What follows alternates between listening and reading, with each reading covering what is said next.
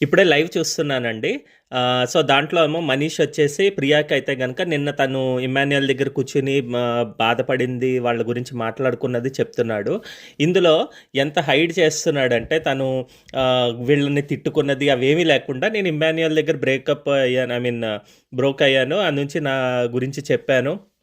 ఇంకా చాలా బాధపడ్డాను మీరిలాగ చేశారని. బట్ నువ్విప్పుడు అర్థం చేసుకుంటావని శ్రీజ అర్థం చేసుకోదు. బట్ నువ్వు అర్థం చేసుకుంటావని చెప్తున్నాడు. ఫస్ట్ ఆఫ్ ఆల్ అసలు ఈయన ఉన్న ఓవర్ థింకింగ్ అసలు నాకైతే అసలు మాటలు రావట్లేదండి. ఈయన తన చేతులారా తన లైఫ్‌ది గూడా అంటే ఈ 'బిగ్ బాస్' ట్రామా ఎప్పుడు గూడా 1 ఇయర్, 2 ఇయర్స్ అలా ఉంటుందండి. ఔట్ ఆఫ్ ద హౌస్ అయినా గూడా. ఆ ట్రామా ఈయనకి ఖచ్చితంగా తప్పేయడట్లేదు.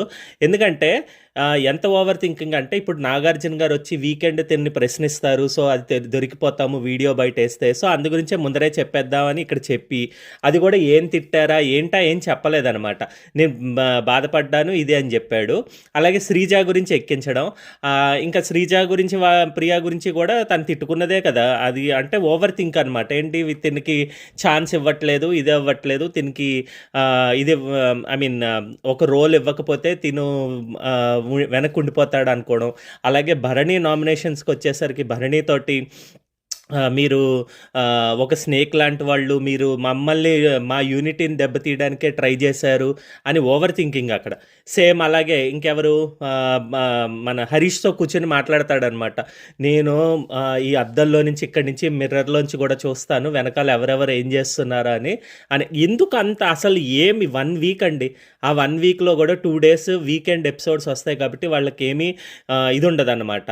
ఇంకా ప్రతిరోజు 8 అవర్సే అనుకోండి, మిగిలిన అవర్స్ పడుకొని ఉంటారు. ఆ 8 అవర్స్లో కూడా వీళ్ళు కూర్చొని ఎంతసేపు ఊహిస్తారు.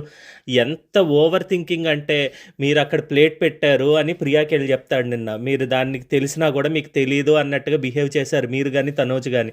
అసలు వాళ్ళైతే అసలు అక్కడ సీన్లో లేరు, వాళ్ళకి సంబంధం లేదు, వాళ్ళు ఏదో ఆలోచించుకుంటున్నారు అనమాట.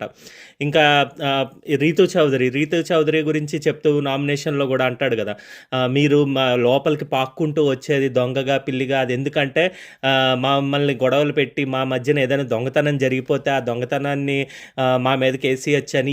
అసలు ఎంత ఆలోచన ఎందుకు అండి అనిపించింది అనమాట. ఫుల్ ఆన్ ఫన్గా అనిపించింది.